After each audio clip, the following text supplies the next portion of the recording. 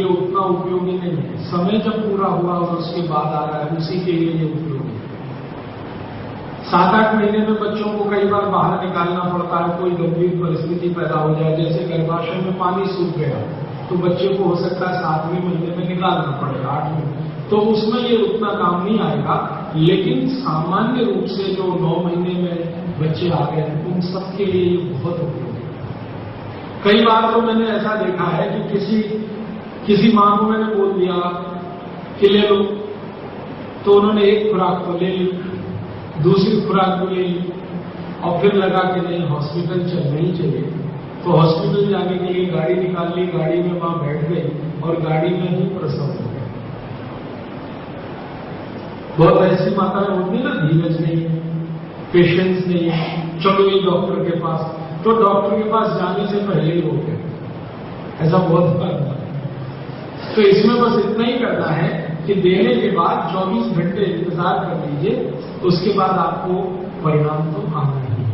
ये बहुत आसान उपाय है हर उस मां के लिए जो बिना सिजेरियन अपनी डिलीवरी चाहती है।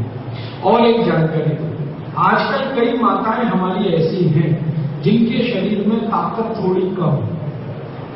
भगवान ने मां का शरीर पुरुष से ज्यादा मजबूत बनाया है, क्योंकि मां बनती है इसलिए उसको अतिरिक्त शक्ति की जरूरत होती है।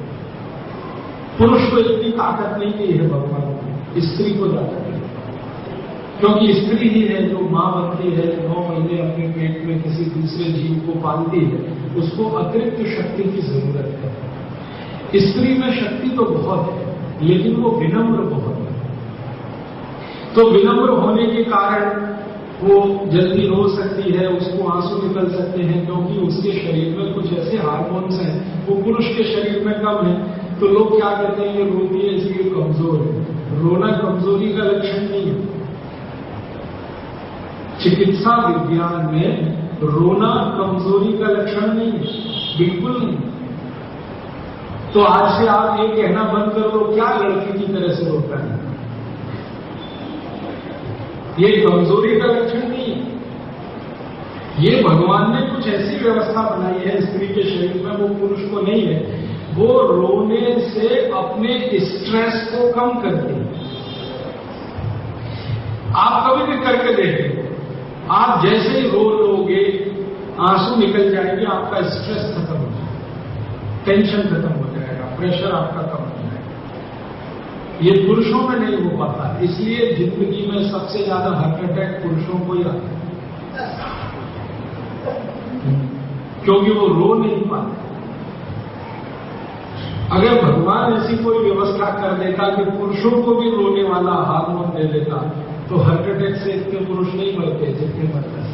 स्त्रियों को सबसे कम हार्ट अटैक आते हैं, इस सच्चाई के बावजूद कि उनके ऊपर कई तरह का तनाव होता है। मैं मानता हूं, और आप करके देख लीजिए, दुनिया का सबसे मुश्किल काम है अगर कोई, तो बच्चे को बड़ा करना। ये पूरी दुनिया में सबसे मुश्किल काम, बच्चे को बड़ा करना। कोई आप फैक्ट्री चला सकते हैं, कार बनाने की, स्कूटर बनाने की, मोटरसाइकिल बनाने की और एरोप्लेन बनाने की भी फैक्ट्री चला सकते हैं, वो भी आसान काम है। उससे ज्यादा मुश्किल काम है बच्चे को बड़ा करना। मां के ऊपर इसका सबसे ज्यादा तनाव रहता है। इसके बावजूद माताओं को हार्ट अटैक सबसे कम आता है, इसके बावजूद, जबकि तनाव जीवन भर है।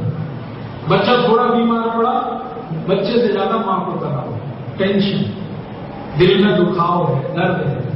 बच्चे की बीमारी मां को ज्यादा है, पिता को तो इतनी नहीं है। बिना पिता के बच्चा बड़ा हो सकता है, बिना मां के मुश्किल हो जाता है बड़ा होना। तो बच्चे को बड़ा करने का सबसे ज्यादा तनाव, दबाव किसी मां के ऊपर होता है। इसी तनाव और दबाव को हर समय रिलीज करने के लिए भगवान ने ये व्यवस्था दी मां को कि वो रोए, आंसू निकाले। जैसे आंसू निकलेंगे तुरंत हल्की हो जाएगी वो, और अगले तनाव को झेलने के लिए तैयार हो जाएगी। पुरुष में ये नहीं है, इसलिए पुरुष में एज बहुत है। रोना क्यों, कमजोरी क्यों दिखाना, ये कमजोरी दिखाने की बात नहीं है, ये अपने शरीर को सुरक्षित रखने की बात है। आप चूंकि रो नहीं पाते हैं इसलिए हॉस्पिटल जाते हैं, लाखों रुपए का बिल बनाते हैं, हार्ट अटैक लाते हैं, कार्डियक अरेस्ट लाते हैं, ये लाते हैं, वो लाते हैं, और अंत में कई बार पता है जब केस लिमिट के बाहर चला जाए, डॉक्टर को भी हैंडल करना बड़ा मुश्किल हो जाए, तो डॉक्टर दवाएं देकर पुरुषों को रुलाते हैं। ये जो साइकियाट्रिस्ट है ना, ये क्या करते हैं? ये आपकी क्लास लेते हैं और क्लास लेके रोने की स्थिति तक ले जाते हैं। अमेरिका यूरोप में तो रुलाने वाले डॉक्टरों की फीस एक घंटे की $1000 से कम नहीं होती। $1000 घंटे भर वो आपको देगा, $1000 ले लेगा, आपको एक ही काम करेगा, रुलाएगा। स्त्रियों को ये फोकट नहीं है। 2-3 मिनट में कभी भी आंसू निकल जाएंगे, बात खत्म हो गई, बात गई और हो गई तो रास्ता खुल गया। तो आज से ये कहना बंद कर दीजिए लड़कियों की तरह से क्या होता है। रोना प्रकृति में भगवान ने दी है एक ऐसी व्यवस्था जो मन के तनाव को हटाने के लिए। तो ये तनाव कम करना, दबाव कम करना किसी भी मां को सबसे ज्यादा अच्छा आता है। इसलिए मां बच्चे को पालने की जिम्मेदारी ले लेती है और उसको पाल के दिखा देती है, बड़ा करके दिखा देती है। ये बच्चे को बड़ा करने का तनाव, बच्चे को बीमारियों से बचाने का तनाव, उससे अलग रखने का जो दबाव है माताओं को, इसके लिए मैं जरूर एक जानकारी देना चाहता हूं सभी माताओं को। ये आप सबको बताएं कि ज्यादा से ज्यादा गाय के दूध से निकाले हुए घी का इस्तेमाल करें, सब माता, तो आपको बहुत आसानी होगी। गाय के घी का इस्तेमाल करें दाल में, गाय के घी का इस्तेमाल करें दूध में, और गाय के घी का इस्तेमाल करें नाक में, सभी माता। तो उनका ये जो टेंशन है, स्ट्रेस है, ये जो दबाव है, इसको दूर करने में बहुत बड़ी मदद है घी की। और अब मैं असली बात पर जहां आ रहा हूं वो ये कि किसी भी मां को अगर ऐसा मन में आ गया कि मुझे तो सिजेरियन होने ही नहीं देना है, नॉर्मल डिलीवरी से ही मेरे बेटे या बेटी का जन्म होने देना है, तो उसको आप बोलिए कि नियमित रूप से गाय का घी दूध में मिला के पीती है। गाय का घी दूध में मिला के, दूध भी गाय का होगा तो बहुत अच्छा है, घी तो है। 1 गिलास गाय का घी, 1 गिलास गाय का दूध, 1 चम्मच उसमें गाय का घी हर माह गर्भावस्था के समय में पिए, रोज रात को सोने के पहले। गाय के दूध में गाय का घी मिला के हर मां को जो गर्भवती है, गर्भावस्था में है, रात को पीने को दीजिए। बस इतना अगर आपने कर दिया तो समय पर बिना सिजेरियन ऑपरेशन के ही डिलीवरी होगी, बच्चे का जन्म बिना सिजेरियन ही होगा। घी और दूध। और अगर कुछ कॉम्प्लिकेशन है उस मां के शरीर में, कॉम्प्लिकेशन 2-3 है आजकल माताओं के शरीर में। एक तो अंडरवेट, वजन कम है, ये बहुत बड़ा कॉम्प्लिकेशन है। मां का वजन कम है, जरूरत से ज्यादा कम है, तो ये बहुत तकलीफ की स्थिति है। तो उस मां को बोलिए कि गाय के दूध का बनाया हुआ दही, उसमें रोज सवेरे चूना मिला के खाएं। गाय के दूध का बनाया हुआ घी, गाय के दूध का बनाया हुआ दही, उसमें चूना मिला के खाएं। अब चूना कौन सा जो पान में खाते हैं, मात्रा कितनी? जीरे के दाने के बराबर, जीरे के दाने के बराबर। तो जीरे के दाने के बराबर चूना और दही कम से कम 100 ग्राम रहे, वो घोलकर रोज सुबह पी ले, जो भी मां गर्भावस्था में है, और उसके साथ 2-3 केले खा ले तो सोने में सुहागा। ये उन माताओं के लिए है जिनका वजन कम है। सवेरे खाली पेट तो एक तो चूना नहीं खाए, गाय के दूध का दही और उसमें चूना मिला के, और रात को घी और दूध पिए। बस इतना ही करना है। उस मां को भी बच्चे को जन्म देते समय कोई तकलीफ नहीं होगी। जो खुद अंडरवेट है उसका बच्चा अंडरवेट नहीं होगा। उसका बच्चा सामान्य वजन का होगा या हो सकता है थोड़ा ज्यादा ही वजन आएगा, कम तो नहीं है। और अगर बहुत ज्यादा अंडरवेट कोई माँ है, एकदम पतला शरीर लकड़ी जैसा, तो उसको ये भी बोलना पड़ेगा कि बीच बीच में थोड़ा गोमूत्र पीती है, दही और चूना खाए नियमित रूप से, रात को दूध और घी पिए नियमित रूप से, और बीच बीच में हफ्ते में 1 दिन या हफ्ते में 2 दिन थोड़ा गोमूत्र भी पीते हैं, तो बच्चा 100% उसका ओवरवेट होगा, उससे ज्यादा स्वस्थ होगा, जितनी मां है उससे ज्यादा स्वस्थ है। और मैंने देखा है ऐसे 100 से ज्यादा बच्चे हैं जिनकी माताओं पर यह परीक्षण किया है मैंने, और वो सब माताओं के बच्चे मेरी आंखों के सामने बड़े हो रहे हैं। किसी को सर्दी नहीं होती, किसी को जुकाम नहीं आता, कोई बच्चा जल्दी बीमार नहीं पड़ता, किसी को दस्त नहीं लगे, सबके दांत निकले हैं बिना डायरिया और डिसेंट्री। अक्सर ऐसा होता है बच्चों के दांत निकलते समय उनको दस्त हो ही जाते हैं, लेकिन जिन बच्चों की माताओं ने गर्भावस्था के समय में गोमूत्र पिया, गाय का दूध और घी लिया और चूना और दही लिया, उन बच्चों के दांत निकलते समय पता ही नहीं चला, न बच्चों को न माताओं को। और वो बच्चे जब स्कूल जा रहे हैं ना, उनमें से कुछ इतने बड़े हो गए कि स्कूल जाने लायक हैं, तो उनके अध्यापक बोलते हैं कि ये पहली कक्षा में बैठने लायक नहीं है, इसको तीसरी में भर्ती कर दो, चौथी में भर्ती कर दो, जंप करते हैं। मतलब जो बच्चे 3 साल में सीखते हैं वो 1 ही साल में सीख लेते हैं। माने मस्तिष्क की तीव्रता इतनी है, आईक्यू उनकी इतनी अच्छी है कि वो बहुत जल्दी सब चीजें सीख लेते हैं और इतने चुस्ती फुर्ती वाले होते हैं, कभी आलसी नहीं रहते। कारण क्या है? गाय का दूध पिया, घी लिया, उनकी मां ने दूध का दही बना के लिया, मूत्र भी लिया, तो वो वैसे ही होते हैं जैसे गाय का बछड़ा या गाय की बछड़ी। आप देखो गाय के बछड़े को जन्म लेते ही कूदना शुरू कर देता है। पहले तो जन्म लेगा, अपने आप खड़ा हो जाए, खड़ा नहीं करना पड़ता, अपने से खड़ा हो जाए, और थोड़ी देर के बाद जंपिंग शुरू कर देगा, और 1-2 दिन में तो रनिंग चालू हो जाती है उसकी। पकड़ के देख लो आप उसे। और दूसरे बाजू में जर्सी गाय के बच्चे को देखो।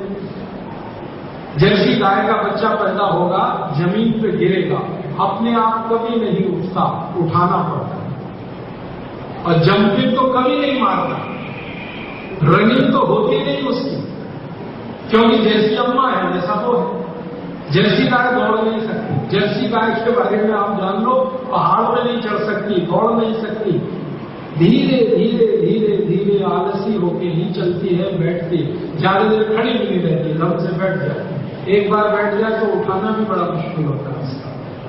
अमेरिका यूरोप की जर्सी गाय देख लीजिए तो रो देंगे आप, वो तो एक ही जगह खड़ी रहती है, एक कदम चलना उसके लिए मुश्किल, एक कदम नहीं चल सकती। और वैसी भैंस है, भैंस का बच्चा भी पैदा होता है तो गिरता है, खड़ा नहीं हो सकता, दौड़ना कूदना तो संभव नहीं है, तो क्यों अपने बच्चों को भैंस का दूध पिला देना? मत पिलाइए, दूध गाय का पिलाइए, आपकी गाय का पीजिए। गर्भवती माताओं के लिए तो विशेष व्यवस्था करिए। फिर वही प्रश्न आएगा जी, गाय मिलती नहीं है, दूध मिलता नहीं। यहां चेन्नई में गौशाला है, मैं देख के आता, यही चेन्नई में गौशाला है, और गौशाला चलाने वाले लोग कहते हैं कि जो भी आते हैं हम उनको गाय का दूध देते हैं, तो आप भी जाएंगे, आपको भी मिलेगा। और गौशाला वाले ये कहते हैं कि अगर ज्यादा लोग दूध मांगेंगे हम ज्यादा गाय पालेंगे, वो तैयार है, उनको कोई तकलीफ नहीं। वो कहते हैं अभी हमारी 1 है, फिर हम 2 कर देंगे, 3 कर देंगे, 4 कर देंगे। तो ये मन से निकाल लीजिए गाय मिलती नहीं है, दूध कहाँ मिलेगा, घी कहाँ, सब हो जाएगा। मन में तय करने की बात है, संकल्प आने की बात है, संकल्प आ जाएगा तो सब होगा।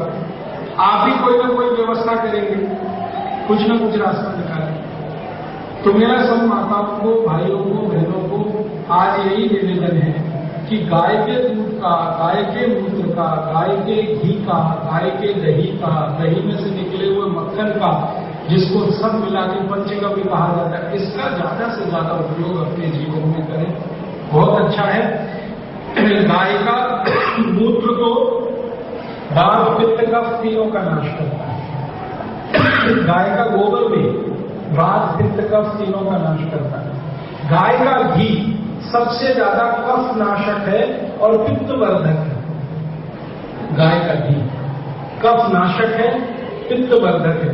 माने पित्त जो है कम हो गया हो, कई बार पित्त कम हो जाता है, तो उसको बढ़ाने की ताकत सबसे ज्यादा गाय के घी में है। और कफ के हर बीमारी को ठीक करने की ताकत गाय के घी में है। इसी तरह से गाय का दूध है, गाय का दूध जो है वो भी पित्त वर्धक है, कफ नाशक है, वात नाशक है। और दूध में से बनाया हुआ दही उससे और ज्यादा गुणवत्ता वाला होता है, और दही में से निकाला हुआ मक्खन और ज्यादा क्वालिटी का हो जाता है। मक्खन से निकला हुआ घी सबसे बड़ी क्वालिटी। गाय के दूध की क्वालिटी जो है ना बढ़ती है। दूध से दही बनाओ, क्वालिटी बढ़ेगी। दही से मक्खन निकालो और बढ़ेगी, मक्खन से घी निकालो और बढ़ेगी।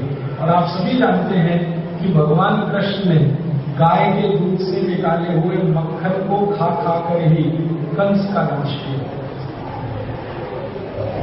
कृष्ण की खुराक जानते हैं क्या थी? श्री कृष्ण की खुराक थी मक्खन और मिश्री। रोज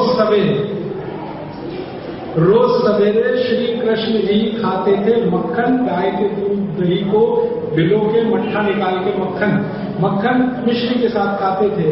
और वो सब कर गए जो कोई कल्पना नहीं करता। आप भी अपने बच्चों को वही खिलाओ। गाय का दूध दही जमाओ, दही में से मक्खन निकालो, उसको मिश्री के साथ खिलाओ। फिर आप कहोगे जी मोटापा बढ़ेगा क्या? श्री कृष्ण को देखो, मोटे हैं क्या? नहीं ना। तो मैं कहना ये चाहता हूं कि गाय के दूध से निकाले हुए दही के मक्खन से कभी भी मोटापा नहीं बढ़ता। कितना भी खाओ मक्खन, मिश्री मिला के खाओ तो बिल्कुल भी नहीं बढ़ता।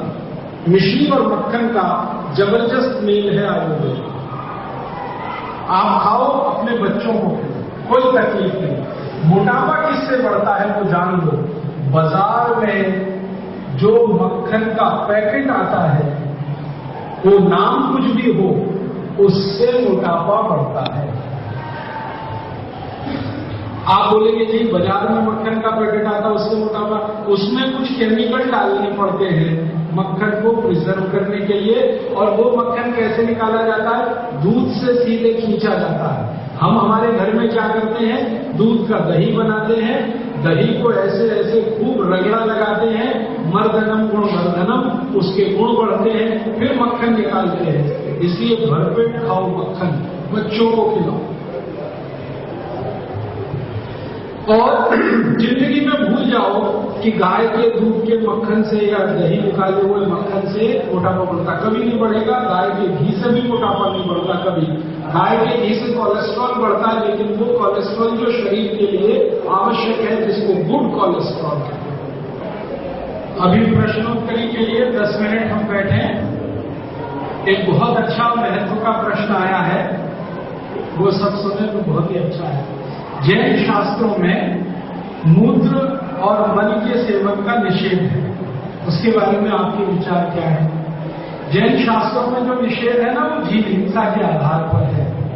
गाय का जो गोबर होता है ना, उसमें बहुत सारे जीव होते हैं। आप चाहें तो लेंस लगा के देख सकते हैं, मैंने खुद देखे हैं। एक दो नहीं, कोटि कोटि जीव होते हैं। तो जो शास्त्र में कहा गया है वो जीव हिंसा के आधार पर है। इसलिए जो जैन शास्त्रों का पूरी चुस्त तरीके से पालन करते हैं, उनके लिए दूसरा रास्ता बताता है। रास्ता ये है कि जो गोमूत्र है ना, इस गोमूत्र को जब उबाला जाता है, इसको क्या गर्म करते हैं, गर्म करके इसकी वाष्प इकट्ठी होती है, वाष्प को ठंडा करके बोतल में भरा जाता है, तो उसको हम कहते हैं गोमूत्र अर्घ। ये एकदम संपूर्ण सुरक्षित है और जैन शास्त्र के अनुकूल है। उसमें एक भी जीव नहीं रहता। उबल गया, उबलने के बाद फिर वाष्प इकट्ठी हुई, वाष्प में तो कोई जीव नहीं रह पाता। कोई भी वायरस, कोई भी बैक्टीरिया वाष्प में रह नहीं सकता। क्योंकि वो उसके तापमान के अनुकूल नहीं है। जो जीव राशि गोबर में है वो गोमूत्र की वाष्प में रह नहीं पाते। और एक और आश्चर्य की बात बताओ, गोमूत्र में भी जीव राशि नहीं है। गाय के मूत्र में जीव राशि ही नहीं है। जो गोबर में है वो मूत्र में नहीं, क्योंकि मूत्र में एक तो ऐसे केमिकल हैं जैसे सल्फर, वो रहने नहीं देता किसी जीव राशि। तो गाय का मूत्र जो आता है वो जीव राशि रहित है। इसलिए जैन शास्त्रों का बहुत अच्छे तरीके से पालन करने वाले लोगों के लिए बोलता हूं कि आप गोबर का उपयोग छोड़कर गोमूत्र का करें। और गोमूत्र में भी ये जो गोमूत्र को गर्म किया हुआ वाष्प इकट्ठा किया हुआ अर्क है वो आपके लिए सबसे अच्छा है।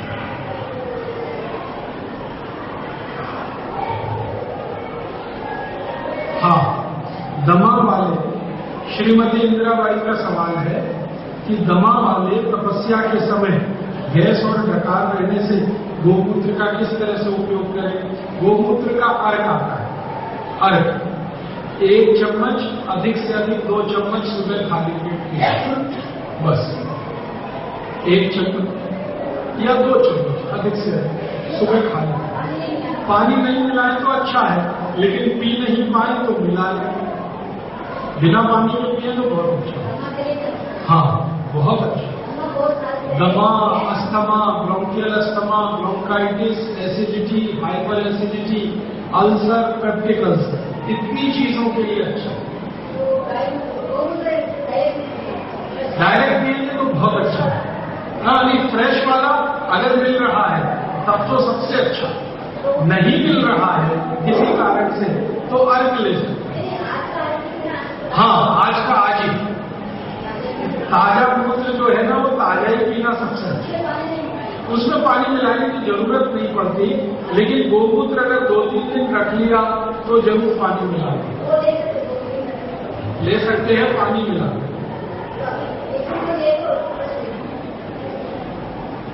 फ्रेश सबसे अच्छा। आजकल गायों को इंजेक्शन बहुत दिए जाते हैं। सूखी घास दी जाती है, ऐसी गायों का मूत्र दूध उपयोगी है। इंजेक्शन लेते हैं तो बहुत खराब है, क्योंकि ऑक्सीटोसिन का जो इंजेक्शन है वो गाय को बहुत तकलीफ देता है, बहुत तकलीफ देता है। और वो तकलीफ के कारण गाय के पूरे शरीर में विक्षोभ और विचलन पैदा होता है। उस स्थिति में गाय का दूध बहुत उपयोगी होगा ये कहना थोड़ा मुश्किल है, मूत्र उपयोगी होगा तो कहना मुश्किल है। तो आप बस इतना ही ध्यान रखें कि जो लोग इंजेक्शन देकर गाय का दूध या वो निकाल रहे हैं उनको या तो बोले कि भाई तुम बंद करो ये इंजेक्शन देना। नहीं मानते हैं तो उनसे कोई संबंध ही ना रखें। उनसे कहें कि तुम दूध देना चाहते हो, हम लेना चाहते हैं, लेकिन जहर नहीं लेना चाहते। कोई इंजेक्शन तकलीफ करता है। हाँ, आप उनको समझाइए और बताइए, क्योंकि उनको ये समझ अभी डॉक्टरों ने दी है कि इंजेक्शन ठोकने से अच्छा होता है, दूध जल्दी आता है, दूध ज्यादा आता है, लेकिन इंजेक्शन ठोकने से उसको जो तकलीफ होती है गाय को ये डॉक्टर नहीं बताते। आएगी। अगर ऑक्सीटोसिन का इंजेक्शन देकर दूध निकाला गया तो जरूर बात आएगी। तो इसको सुधारने का प्रयास करें। इसमें तरीका यही है कि आपका जो दूध देने वाला ग्वाला है एक दिन उसके साथ शांति से बात करें। उसमें एक बात आप करके देखें, परिणाम अच्छा निकले। उसको कहें कि हम तुमको 1 रुपए लीटर ज्यादा भाव देंगे या 2 रुपए लीटर ज्यादा भाव देंगे, तुम इंजेक्शन नहीं लेना। मैंने बहुत लोगों को समझाया और ये बात समझ में आ गई। उनको इंजेक्शन लगाने का लालच इतना ही है, दूध थोड़ा ज्यादा है और वो ज्यादा बहुत नहीं होता है, तो थोड़ा ज्यादा निकालने का लालच अगर उनका थोड़ा पूरा हो जाए पैसे से, क्योंकि गाय का दूध जो बिक रहा है वो भैंस से सस्ता है। आप भैंस से थोड़ा ज्यादा भाव दे दो, हो सकता है तो इंजेक्शन लगाना नहीं। ये बात तो सही, लेकिन मैं आपसे ये कहना चाहता हूं कि गाय का दूध अगर इंजेक्शन लगाया हुआ हो और पैकेट वाला दूध उसके सामने हो तो भी गाय का दूध पैकेट वाले से अच्छा होगा, क्योंकि ये जो दूध पैकेट में बंद किया जाता है ये तो जैन शास्त्र के बिल्कुल विरुद्ध है। के बारे में तो आप जानते हैं कि वो अधिक से अधिक 8 से 10 घंटे में इस्तेमाल होना ही चाहिए। और ये पैकेट वाला दूध तो 3 दिन पुराना, 4 दिन पुराना, पता ही नहीं है आपको। आजकल तो ऐसा भी दूध आ गया है जिसकी एक्सपायरी डेट 3 महीना। वो तो जैन शास्त्र के सर्वथा प्रतिकूल है। उससे अच्छा तो इंजेक्शन लगाया हुआ गाय का ताजा है। तो अगर आपको ये चुनाव करना पड़ता हो कि पैकेट वाला लेना और ये इंजेक्शन, तो आप निसंकोच इंजेक्शन वाला ले लेना। पैकेट वाला उससे भी ज्यादा खराब है। बात आती है तो उसके लिए रास्ते हैं। जैसे एक रास्ता ये है कि उसमें केसर डाल दो, दूध में केसर डाल के आप उसका उपयोग करो, एक तरीका है। दूसरा तरीका है मिश्री डाल के पिलाओ। मिश्री, दूध में मिश्री मिलाओगे सब बात चले जाए। तो मिश्री मिला के पिलाओ, केसर डाल के पिलाओ। और एक रास्ता है कि दूध में थोड़ा घी डाल दो, अगर गाय का है तो बहुत ही अच्छा है। तो घी जो है ना, उसकी शक्ति है, वो सबको अपना जैसा ही बना देता है। तो ऐसे छोटे छोटे उपाय हैं जिनका आप इस्तेमाल कर। गुड़, ऐसा गुड़ जो बिना केमिकल वाला है, ऑर्गेनिक है, उस गुड़ को डालकर पिलाओ, गुड़ की खुशबू आ जाएगी उसमें। तो ये तरीके हैं उसका इस्तेमाल। अब बहुत अच्छा सवाल है कि मां गर्भवती होती है और रात को दूध पीने से कफ नहीं होगा क्या? बिल्कुल नहीं होगा, अगर दूध में घी मिलाया होगा। गाय के दूध में अगर घी मिला के मां को दे रहे हैं रात को, तो बिल्कुल कफ नहीं होगा। मां को ही नहीं, किसी को भी कफ नहीं। खाली दूध पिएंगे चीनी मिलाया हुआ तो पूरी संभावना है कि कफ बढ़ेगा, क्योंकि उसमें दूध से ज्यादा जिम्मेदार है चीनी कफ बढ़ाने के लिए। तो चीनी मिलाया हुआ दूध पी रहे हैं तो मैं कह सकता हूं कि कफ बढ़ेगा। लेकिन अगर आप दूध पी रहे हैं घी मिलाया हुआ, कभी भी कफ नहीं बढ़ेगा। मिश्री मिलाकर कभी भी कफ नहीं बढ़ेगा। गुड़ के साथ दूध पिए, कभी भी कफ नहीं बढ़ेगा। हाँ करें, बहुत अच्छा। और मिश्री वो वाली करें जो बड़े बड़े उसकी आती है, डेले कहते हैं, क्या कहते हैं, बड़े क्यूब्स जो आते हैं, और उनका डिजाइन एक जैसा नहीं होता, टेढ़े मेढ़े, ये वो नहीं। ये कटिंग की हुई एक जैसी डिजाइन की ये गड़बड़ है।